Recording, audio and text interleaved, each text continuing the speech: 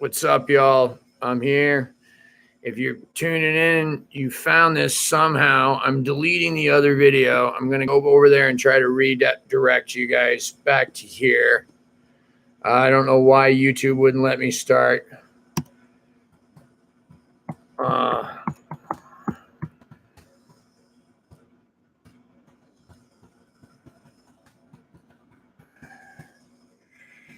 All right, I'm just typing live now on another stream, deleting this one. Sorry. All right, guys, let's get going here. Hopefully, I'll get a few of you to come over to the other one. Let me see. Let me delete this one first. All right. I don't know why it wouldn't let me start. This happened once before, when during the beginning of the pandemic. And I did this from Houston a few weeks ago, and we didn't have a problem. And I don't know what the deal is. So let me just delete the stream. Somebody said drop a link. Good idea. Let me do that. All right, we got a few of you over here. I'm going to drop that link in the old one. All right. And all right, I'm going to leave that up for a few minutes, and then I'm going to delete the old video so that people don't go there and find nothing. Let me get that done. Sorry, guys. I've been driving all night from Indiana to Prairie du Chien, Wisconsin. All right. There's the delete tab. So I'm going to stay here for a minute. How many people we got? Oh, we got 27 likes or something. Four thumbs up, 28 people. Okay, I'm going to go ahead and delete the other video, and we can just get going here, okay? All right. It's a shame that one had such a good cover pick. Yeah, all right, let's see. Delete forever. Bye. All right. Let's hope I didn't delete the one that we're on now. All right. I have already recorded with Gypsy Blue Review, Jerry Ferret. By the way, bro, I still wear those Ferrari Pumas every time I drive because they're like driving shoes. They got the thing in the back, and it's just amazing. All right, that video should be deleting soon. Here we are again. All right. Oh, man. All right, let me go back. So we got somebody here from Prescott, Arizona. Used to play there at the Birdcage. Sage, what's up, bro? He lives. I do. Barely.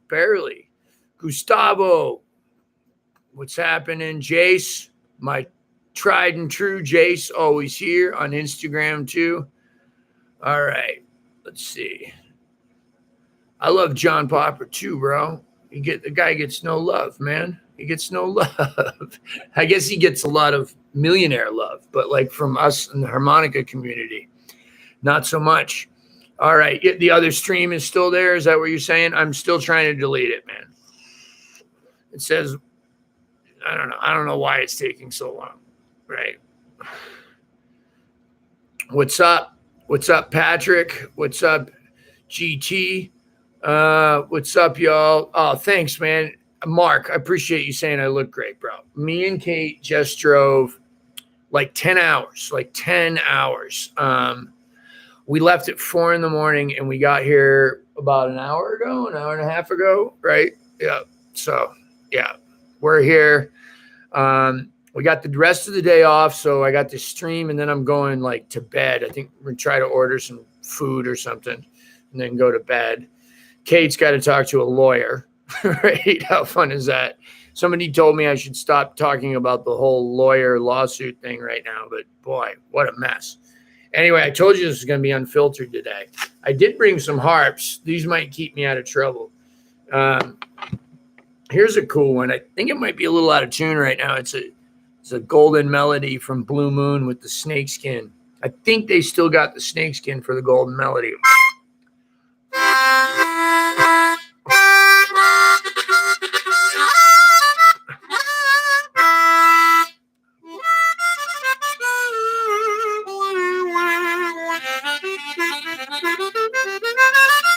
Yeah, there's a little out of tune there on the 2-draw. What else do I got? These are like my spare harps that I use for like when I'm in the hotel room, right?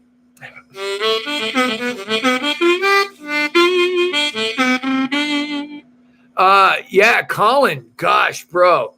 So yeah, like on that subject, DL, bro, DL, right? Like y'all go check out Colin created a website where you can hear stuff. That's all I can say right now. And I didn't say Colin. I said some guy that's name sounds like Fallen created a new website, right? Help me in cross harp in F. Yeah. I don't overblow. Tips or suggestions for the upper end stuff in second position minor. Okay, great. That's a great question. Okay, so first of all, Sonny Boy didn't overblow, and neither did Junior Wells. And both of those guys got some of the coolest help me's out there. Most of the people actually that do that song pretty regularly don't overblow.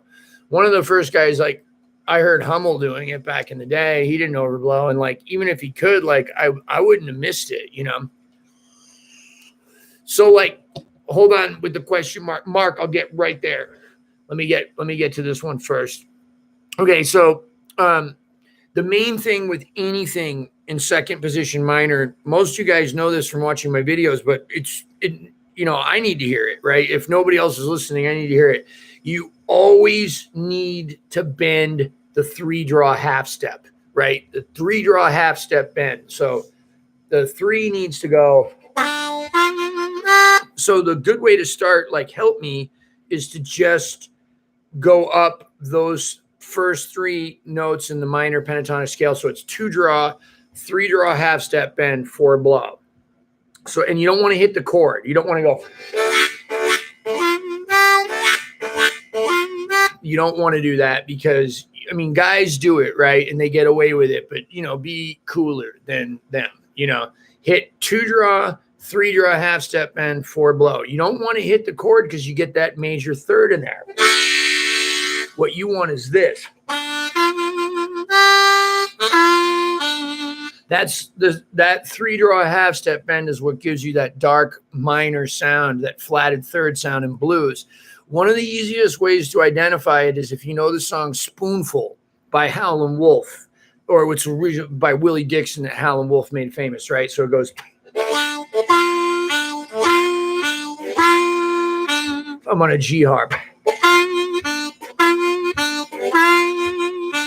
So that you'll know if that is bent because it'll sound dark and scary. Like, it's a song about, like, you know what it's about, right?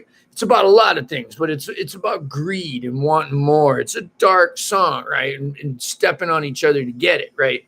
So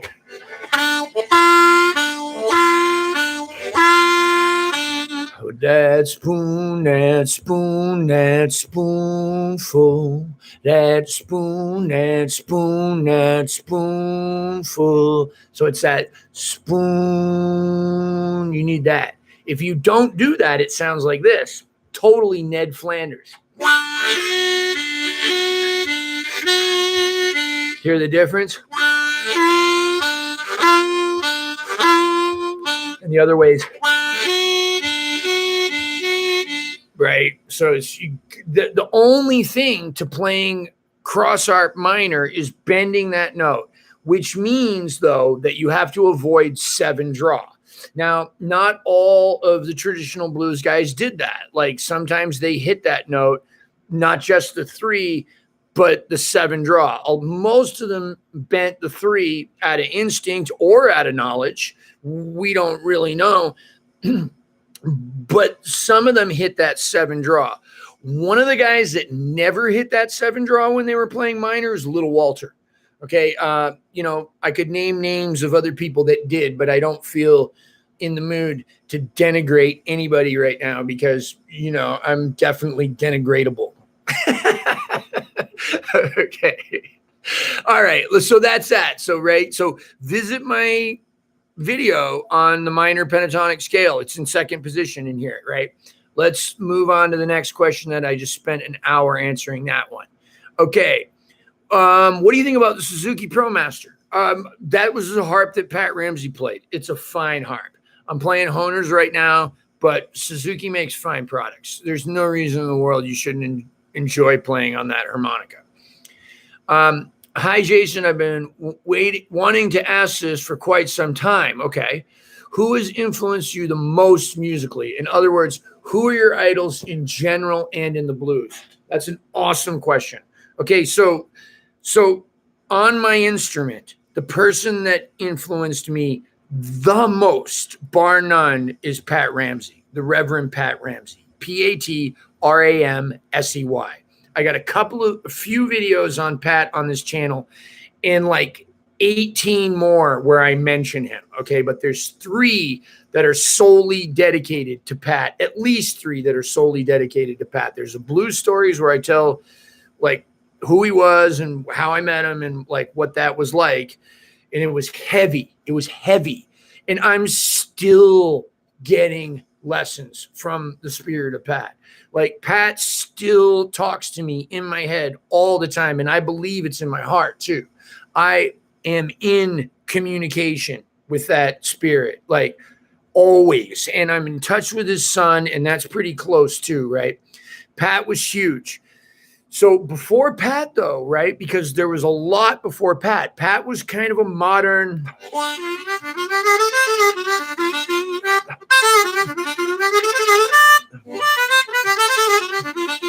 I had never heard anybody do that, and very few people were playing like that. Nobody was playing just like that, okay? You had Mad Cat, you had Sugar Blue, you had Popper, and then you had Levy, of course, who was doing crazy stuff. I wasn't really ready for Howard. And I was instructed I'm not going to tell you who.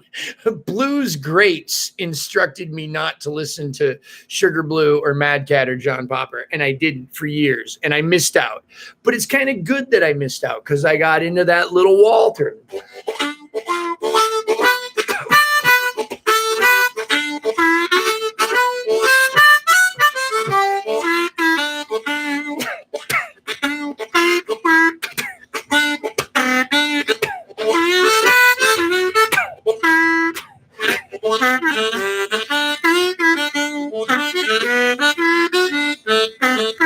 Right, and all of that stuff, the William Clark, the Hummel, the Kim, all the guys that were imitating Little Walter, all that stuff.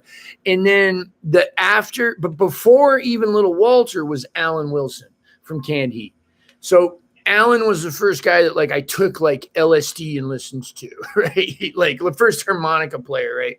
So I would say like my earliest musical influence was like Deborah Harry, and then like Janis Joplin, and then like some of the punk guys. And then after that, I kind of like gravitate. I heard some Big Walter that I liked a lot, but it was like way out of my league and it felt culturally far away. And then I heard Alan Wilson with Canned Heat. And Canned Heat was singing songs about drugs and partying and stuff like that. And I felt like I could get it. And Alan was blowing the hell out of the harmonica. And the accompaniment, the stuff he was doing behind the band was great. So I learned a lot by listening to Alan.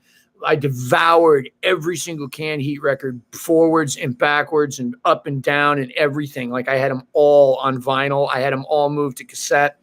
I would drive across the country between Maine and Idaho. I was going to college and just shed the Canned Heat and the Butterfield.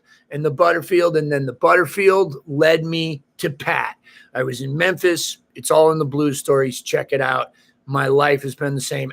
It hasn't been the same since. After that, it was jazz guys and rock guys, guitar players, Johnny Winter and T-Bone Walker, all the chromatic stuff. Django Reinhardt with the gypsy jazz and the harmonic minor scale stuff.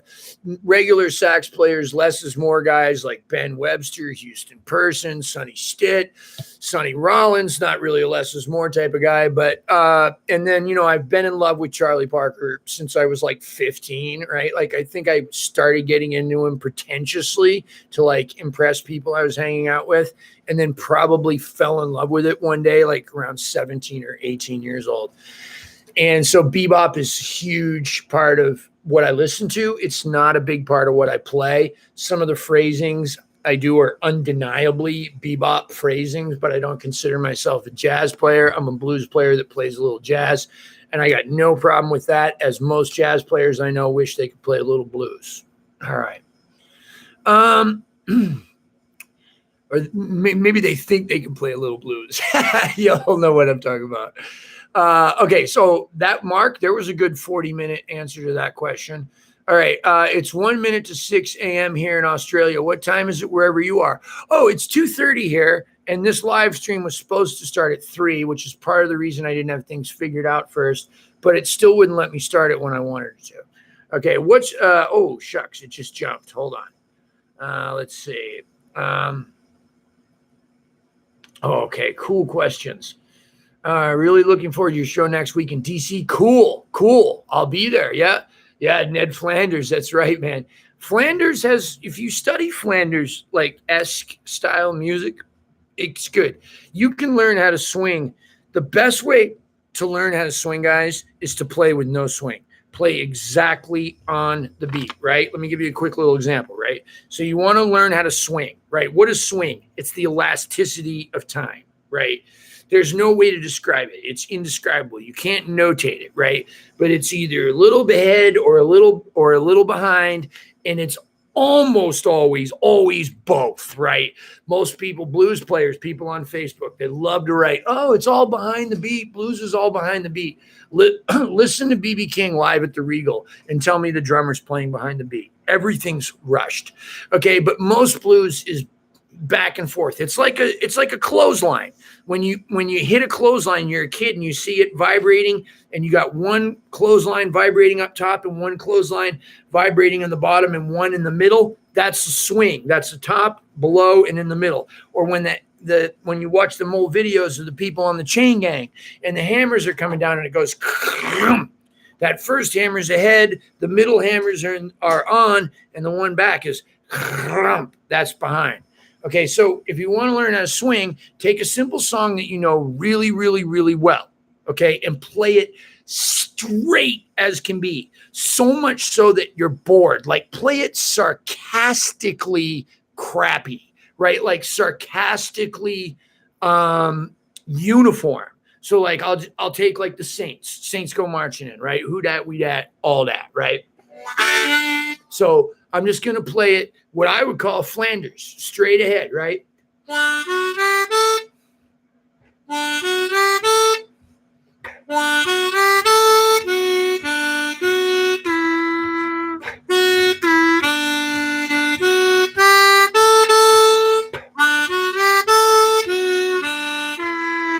Now, if you play it enough ways in that boring, oh, when those saints, I'm in the wrong key. Oh, when those saints go marching in, right? If you do it straight like that, it's not hard, just out of boredom and playfulness. That's it. Don't think of it as swing. Think of it as playing with time. So instead of like that, maybe try something like this. 1, 2, same song. 1, same time. 3, 4, 1, 2, 1, 2, 3.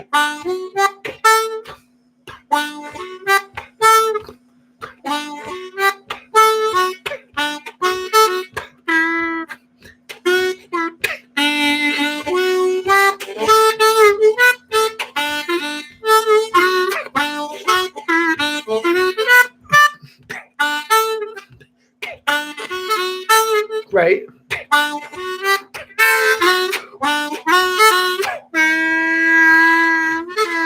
Right, just like that. Okay, you just play with the time. You can do it with any song. It's got to be a song you know so well that you're absolutely sick to death, bored of it.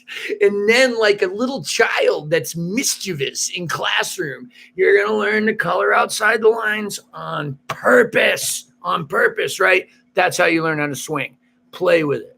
All right, next question. Audio gone. What? Can you guys hear me? I'm going to the end. All right. Swing is the elasticity of time. I guess somebody can hear me. Can you guys still hear me? Somebody say yes right now if you can still hear me. Somebody just say yes. Oh, man. Really? Yep. Okay, great. Okay, let me keep going. All right, so let's see. All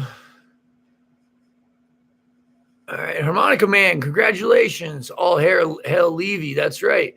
Yay, Pat was awesome. Yes, thank you. I'm honored to be any small part of Pat's legacy. When is it? Can you explain staircasing and give an example? Okay, so say you have a 5-note scale. 1. Okay, so what you want to do is start on the 2nd note and go to the 1st, like a staircase. You're going to 2nd stair to the 1st, then to the 3rd to the 2nd, 4th to the 3rd, 5th to the 4th, 6th to the 5th. And that 6th note is an octave. It's the same note as 2 draw. So you're going, and then you do the same thing except descending while going up 1 scale tone.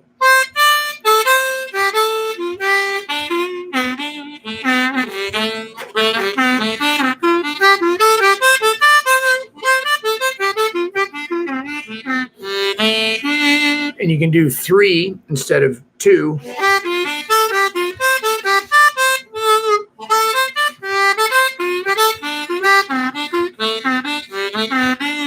Or even 4.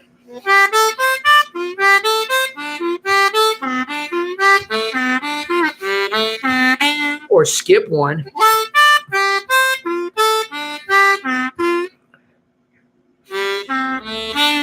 That was wrong. Anyway, there's some staircasing for you. When is it best to use 2nd position minor as opposed to 3rd position minor? Dorian. Okay, so you can also play 2nd position Dorian if you just know your scale. It's the same as a major scale, except it has a minor 3rd in it and a flat 7. So if you know what those notes are,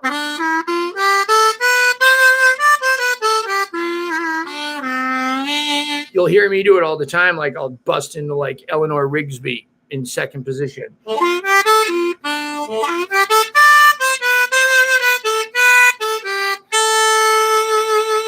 Right, so that's all just 2nd.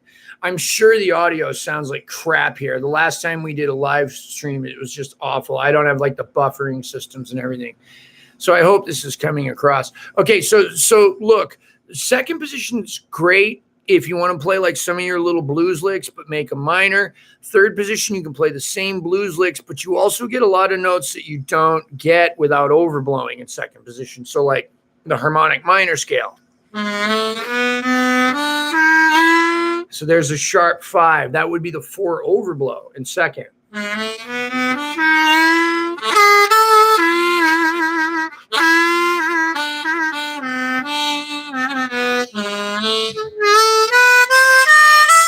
Now you do have that overblow on 6 in the harmonic minor scale. And then the 7 overdraw.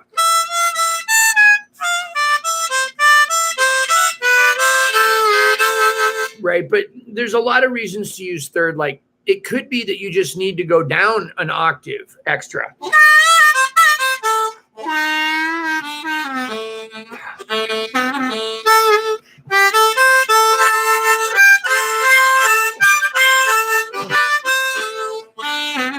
You got more harp in 3rd position. And you can play 3rd position in major too, right? So there's another thing to think about. Check out my video. It's called Playing 3rd Position with a Major Approach.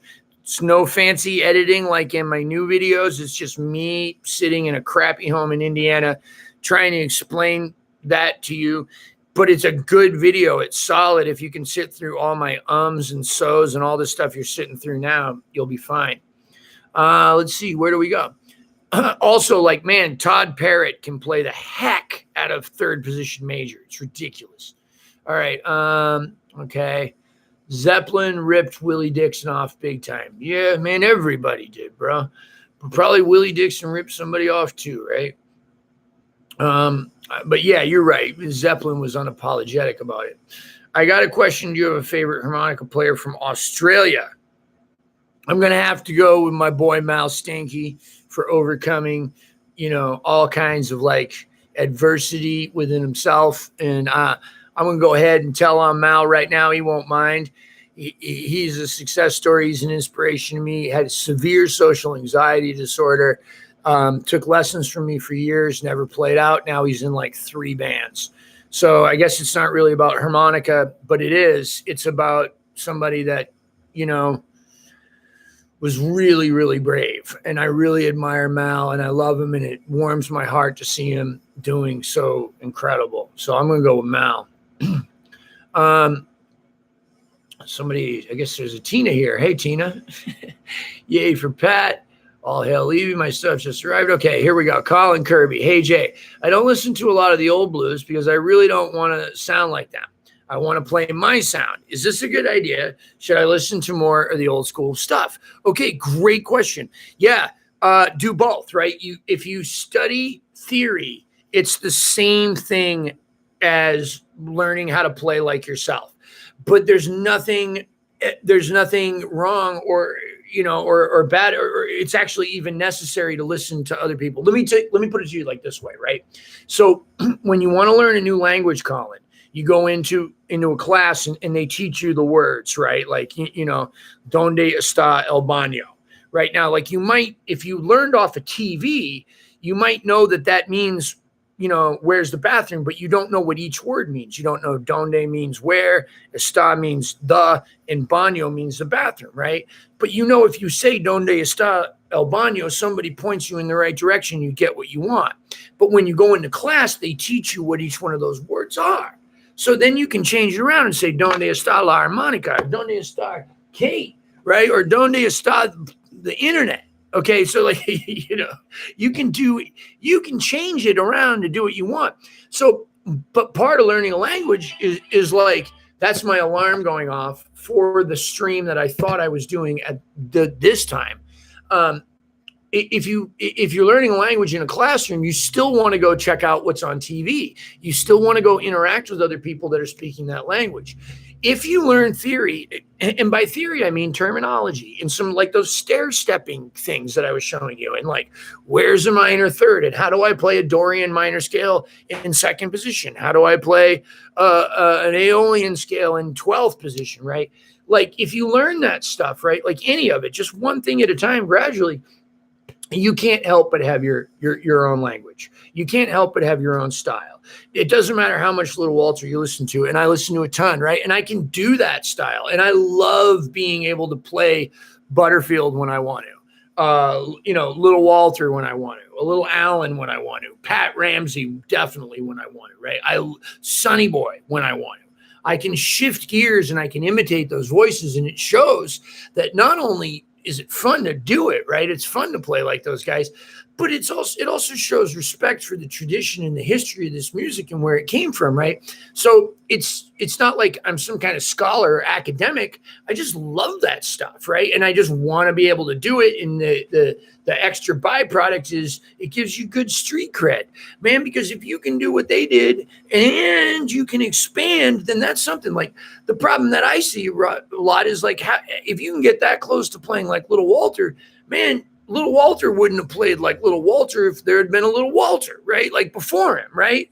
He'd have taken that and expanded on it. That's why we listen to Little Walter, right? So like, he was an innovator, right? He wasn't copying John Lee Williamson his whole life, just the beginning of his career, right? So anyway, it's like a language, like, like check it out. Like, we all learn languages in school. We learn sentence structure and paragraphs and what's a noun and what's a pronoun and what are letters and what are words and what are sentences and all that. And here's a funny thing, right? Like, no matter what subculture you belong to, or even if you talk like with an accent or like a group of people from the same area or from the same culture or the same clique, by the time you're 18, the FBI can track you just by the cadences you leave in your voice. So every single human voice on this planet is unique because they learned how to speak a language, right? That's what you're doing when you learn music, okay? I hope that answered the question. Magic Dick was my idol. It was Pat's idol. Magic Dick was Pat's idol too. All right, cool. I'm banging through these questions here. Let's see next. I got a question for you, Jason. Oh, that's the Australian one. I named that. James from Florida, bro. Oh, what's up, bro? You made it. Are you cheating on work? How do you find so many phrases? Okay, it's like a scale. So check out my video, One Lick, Endless Possibilities, right? We'll do it. That lick was this. So you just hold one note longer. Here's same beat. 1, 2, 3, 4.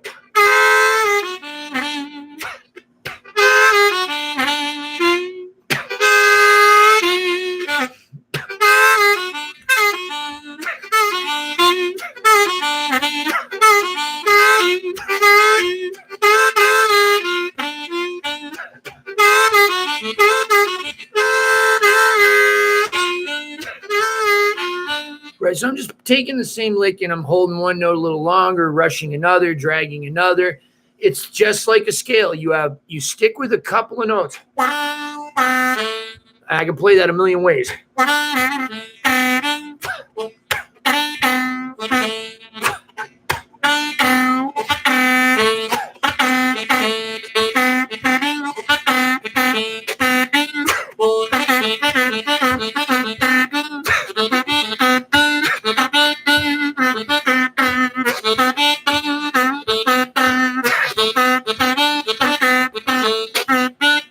You can play one note a million ways. 1, 2, maybe not a million. 4.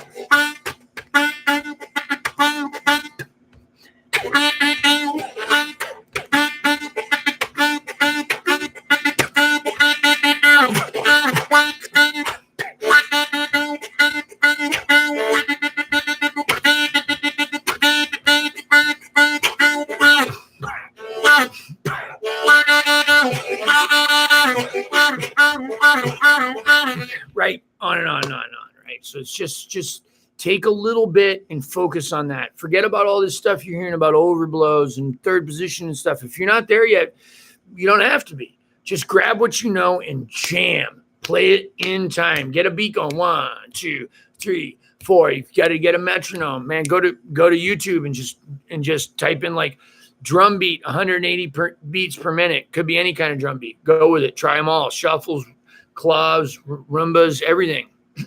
Okay, how can I use the sixth overblow in a blues phrase? Okay, great question. The same way you use a 3-draw half-step bend, because it's the same note.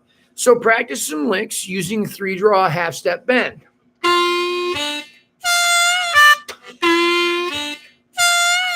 And there's how to use your 6th overblow.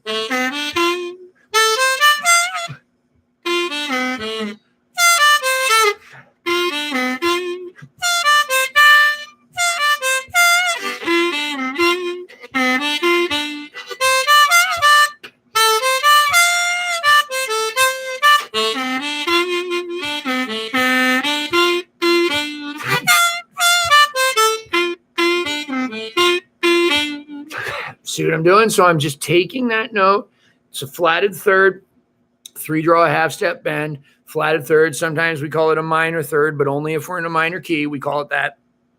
Every time else we call it a flatted third. It's just stupid semantics that make a lot of sense and make you think about things in a functional way. So like, that's how you do it.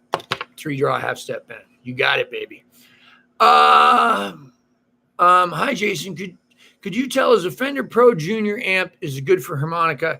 And what is your favorite blues harmonica tunes? Thanks. Greetings from Russia. Thanks, Dennis. Yeah, that's a great amp, man. Your first amp is your first amp. You learn that amp and you get good at that one. And then eventually you'll decide like what you want to sound like. And, some things about that amp may not be good. It may not be loud enough. It may have too much top end or too much bottom end, or it might feed back a lot. But you learn from all of those things. All of those limitations help you to get better and better and better at figuring out amplifiers. So if that's your first amp, stick with it a while. Get used to it, right? If it's not loud enough, make the sound guy mic it for a little while until you get the money to get a bigger one. What's the best harmonica amp? I'm going to naturally say it's a Bassman. It's a 410 50 watt amp, whatever that is. Sonny Jr. concert, Bassman, Harp gear, right? I got 3 of those, 1 in Europe and 2 here. Tom Halchek just got me one. So let's see. I love your explanation. Oh, thank you, man. Thank you very much. Let's see. All right, wait, wow, I'm behind now. Okay. Okay, I got a great video, Dennis, called The Beautiful Major Pentatonic Scale. So what you want to do with that is just do the same stair stepping thing at first. So here's the scale. It's like my girl. Right? So you just want to try going up 3 and then down 3. Now improvise with those.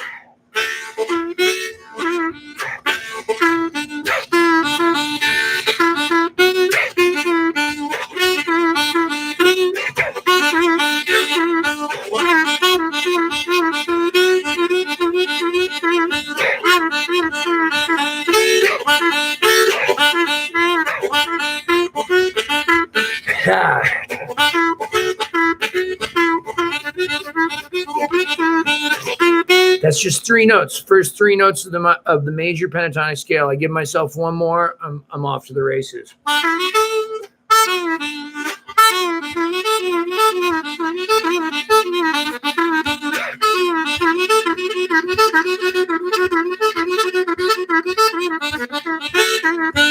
A couple of 2 blows in there, but you get the idea, right? Let's see. Okay. Oh, good. I'm glad the audio is okay. What about some tips for improvising using? Oh, I just answered that. Thanks for doing this, brother. My pleasure, Jeff. It's going a little longer than I'm, comfortable with. I'm a little manic right now from driving all night. I need to go to bed soon, but I'm having fun right now. I got my electric guitar and it's not plugged. It's not plugged. Do you want me to send a photo? Sure, Jace. Yeah, I'll check it out. I have a question. I'm just starting to get some vibrato on straight notes, but I can't get any vibrato on bent notes, like 3-draw half step. Any tips would be awesome. Yeah, okay, so you can do like a breath or throat thing, but I understand your trouble with that, man. I remember that. Right, so I'm kind of pulling from back here. It's almost like I'm tongue block bending, even though I'm not. And same on 2-draw.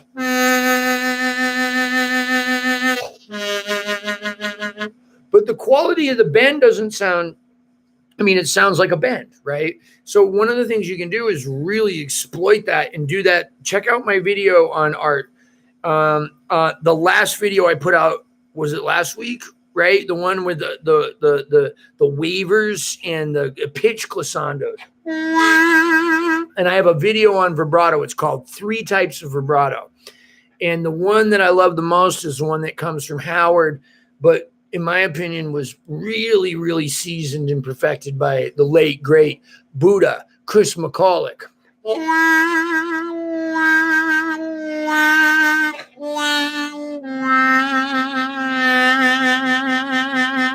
I'm saying, yeah.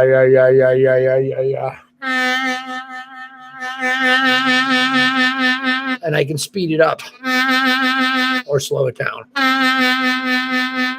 And I can do it on blows too.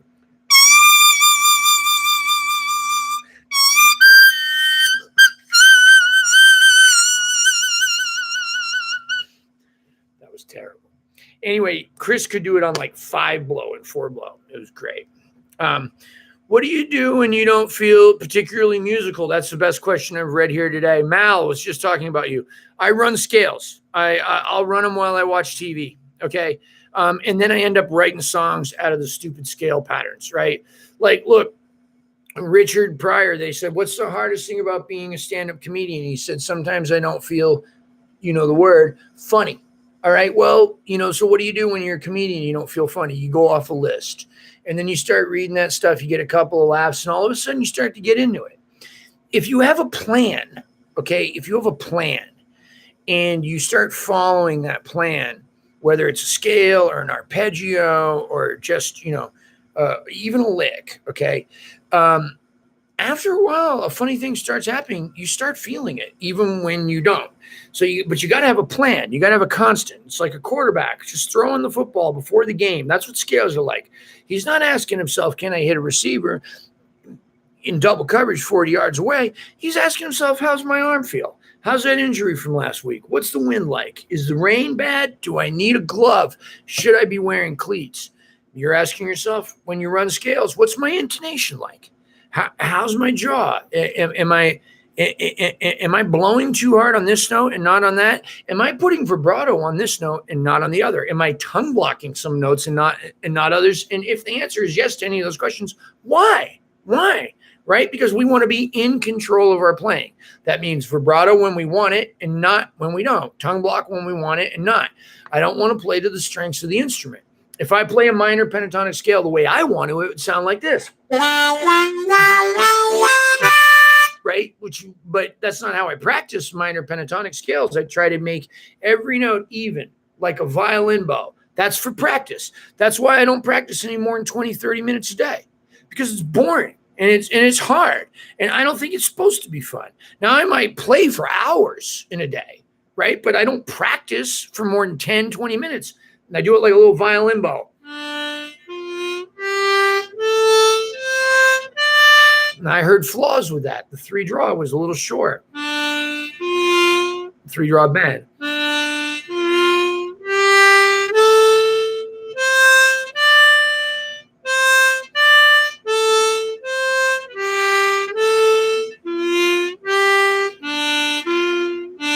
I'm hearing all kinds of flaws in that, right? And I'm trying to make it as perfect as I can. Anyway, that's what you do. Is it a good idea to play both diatonic and chromatic harmonic at the once? If you're Dennis Grinling, it is. If you're Philippe Jers, it is. I can't do it. I was going to record some chromatic harmonica on my last album with Joe Crown, and we didn't get to it. But so I can play a little bit. If you can play third position, you got it, right? It's pretty easy. Are these low-tuned harps worth getting, or should I just try a different position? Okay, great question. Okay, so first of all, you should just try a different position no matter what, right? Like, it's awesome. Positions are the best. Like, especially if you're not interested in overblowing, you definitely need to learn like some other positions, or there's like a million songs you won't do. That's why, like, Musselwhite, everybody talks about traditional blues guys. Nobody brings up that like Musselwhite's covered like all kinds of songs that are not even remotely blues. So is Big Walter Horton. He did like La Cucaracha, right? Okay, like that's not a blues song, right? It's like Mexican, right? So like, if you learn these different positions, you'll learn that like certain stuff's easier in them. It might be hard to learn the position for a few days, maybe even a few weeks tops. But overall, it's going to make playing music super easy, right? So yeah, it's a pain in the butt. The hardest part's getting the confidence to pick the position up and try it. Like, not just try it, but really like do it on stage, right? And you might feel like it stinks, but the band might look at you and go, man, that was like some of your best playing that night, right? That's what happened to me. Like, I didn't want to get out of cross. Pat Ramsey never really got out of cross. He played a little bit of first, right? Imagine, rest in peace, love and respect, Pat, everything. But imagine, bro, if you had played in third position, it'd have been amazing. It'd have been amazing, right? So yeah, low-tuned harps are great. Now, for me, I don't go any lower than low C, and I go there like once a year. Okay, right? But low E flat and low F and low F sharp, I like that. All right. When you start getting to low D, low C sharp, D flat, whatever, and low C, and anything below that, I'm not down. Now, when I listen to Dennis Grinling do it, it's amazing. But I can't bend those low notes. He can. I asked him, I said, how do you bend a 1-draw on a double low C? And he's like, it's just like swallowing a golf ball. Right? Well, I don't know. I swallowed a lot of things. I still can't do it. Is it a good idea to play? All right. Play something with low tune harmonicas. I can't. I don't have any with me. I'm sorry. There's tons of stuff. There's a video for me demonstrating Suzuki Manji's low tunes back in the day when I was with Suzuki, and I do all that train stuff on them. So check it out. Cheating was second question. Working on Van Morrison's Tupelo Honey, one of the most pretty songs ever written in G. Thoughts on prettier song scales, modes, tips? I haven't tried it myself. It's one of those songs that's so special to me that I actually haven't messed with it, if you know what I mean. My guess is it's going to be C major pentatonic with some deviations in the blues scale would give you the maximum results. So you lean hard on major pentatonic because those chords are, from memory, mostly major. Okay, there might be one minor in there. Why aren't more blow bends used? I don't know, man. Lots of guys do. Damn, if you go back to the 20s, guys, Jerry Ferraro will back me up on this one, right? Like some of the guys that Felisko listens to, like Jazz Gillum and Noah Lewis and stuff. Man, those cats are playing some heavy, heavy, heavy stuff in first position using all blow bends. But Popper uses them. I use them. I use them a lot, even in cross.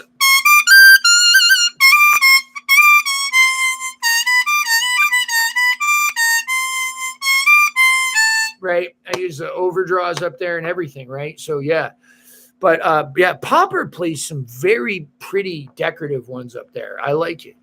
Oh, James retracted a question. It must have been mean. You call me fat again, bro? Appreciate it, man. It's okay, I can take it. I practice a lot doing tunes with one or two notes only. That's great, Colin. I love that. Okay, let's see. Cheshire! Oh my God! Cheshire, my old roommate. Man, I love you, bro. Love you, bro. Thanks for tuning in. I hope you're still here. Billy, what's up? Let's see. I'm way lost. There's a million questions. Let me just, I'll try to get to all of them as quick. Stop asking questions. Okay. Yeah, okay, there we go. Hello, Kat. Could you please talk about songs? I think you're freaky and I like you a lot. I think you're freaky and I like you a lot. Okay, so I'm only playing part of that song, which is the bridge. And yeah, that's like, God, what? So that's like an Egyptian minor.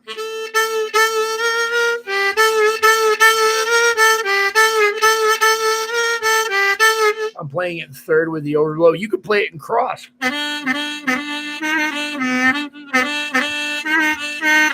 Right. So I'm just kind of like making it up.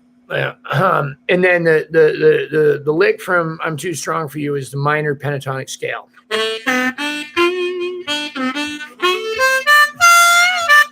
So anyone looking for that 6 overblow, it's same as 3 draw. And then the rest of the solo, I don't remember what I did. Okay. Gonna send you an email, important pickup and reply. Okay, thanks, Colin. On a C now? No, I think I'm still on a D. Okay, I mean a G harp in D mostly, and I'm playing some in A minor. Are you glad to be back on the road? Tom, good question. Yes and no, man.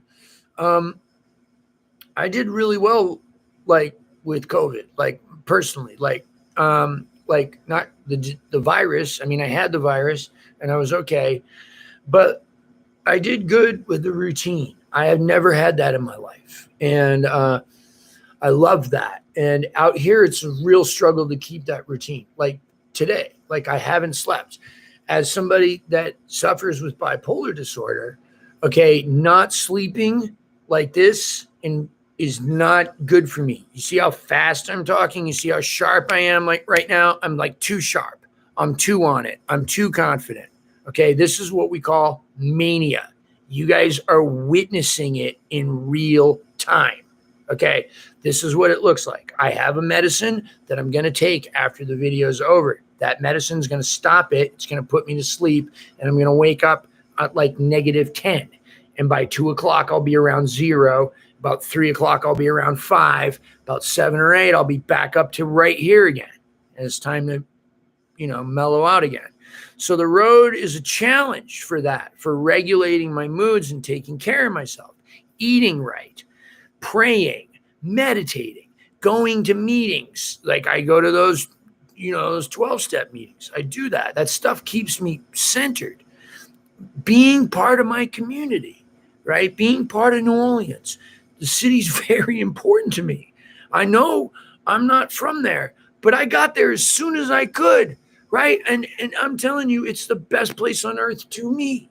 I like going. I like coming out and seeing you guys. I like playing with Lurie Bell tomorrow, Altered 5, JJ Appleton, Damon Fowler, my band, Joe Crown, JP Soares, Nick Moss, all the incredible artists I play with. I love it, but it takes a toll. And here's the other thing, guys. It's not always that financially profitable compared to I mean, look, I'll be straight with y'all. YouTube has been better to me. YouTube and Patreon were better to me last year than touring. All right, so now I'm trying to do both, and it's a little much. I know that was a long question. Tom, I love you so much. Guess what? My brother-in-law got me a Monte Cristo #2 from Cuba. Anyway, just thought I'd let you know. Tom knows why that's important. Okay, more questions. Okay, are you glad? Oh, yeah, there it is. Hey, see you in Addison. Cool. Oh, Tim, dude, that's awesome, bro. Bro, thanks for renewing on the lessons, and thanks for understanding that I can't get to them quick. I appreciate it. We really needed the money today. Nobody else send me money. Nobody else do lessons. I can't take any more. Tim is the exception. James, you're the exception too. You cheating a little from work. Speak of the devil. Good to see you too, Raul. Timothy, you do a chugging technique sometimes. Not sure how you do this. Okay, I got a video. It's called Chugging on the Inhale Only.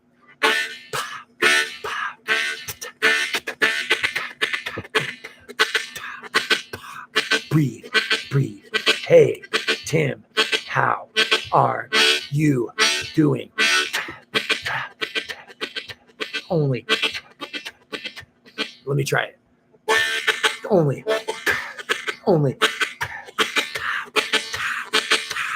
Here, breathe. There, breathe. And then you speed it up.